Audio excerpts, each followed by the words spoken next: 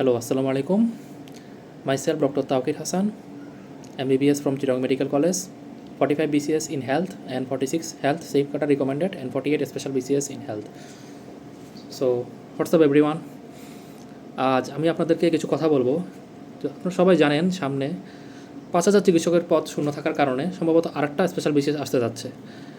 আপনাদের কনফিউশন হতে পারে বিসিএসটা কখন হচ্ছে, বিসিএসটা কি এবছর হবে নাকি আগামী বছর হবে। দেখুন, বিসিএস যখনই হোক you need a long term preparation. বিষয়টা এমন না যে আপনি 2 মাস পরে চান্স পেয়ে যাচ্ছেন, 2 মাস পরে আপনি কাটা হয়ে যাচ্ছেন। পথটা তো সহজ না। আপনাকে মনে রাখতে হবে আপনি কম্পিটিশন করবেন সেই ডক্টরদের সাথে যারা বাংলাদেশের সবচেয়ে মেধাবী মানুষ।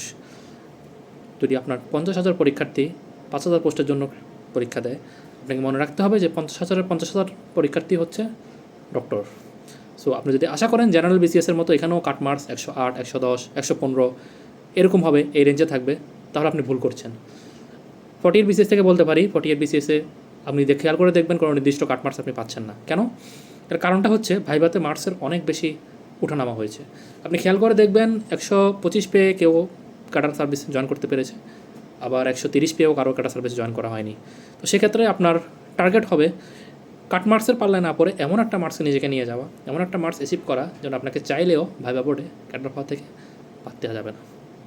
সেক্ষেত্রে আমার সাজেশন হলো 130 থেকে 135 ইজ এ ভেরি গুড নম্বর। যদি আপনার 130+ নম্বর থাকে, ভাইভা যদি আপনার ভালো নাও হয়, আপনারা হয়তো জানেন যে বেশ কিছু ভাইভা বোর্ডে ভাইভাতে মার্কস কম পাওয়ার রেকর্ড হচ্ছে, কিছু কিছু ভাইভা বোর্ডে ভাইভাতে অনেক বেশি মার্কস পাওয়া যাচ্ছে।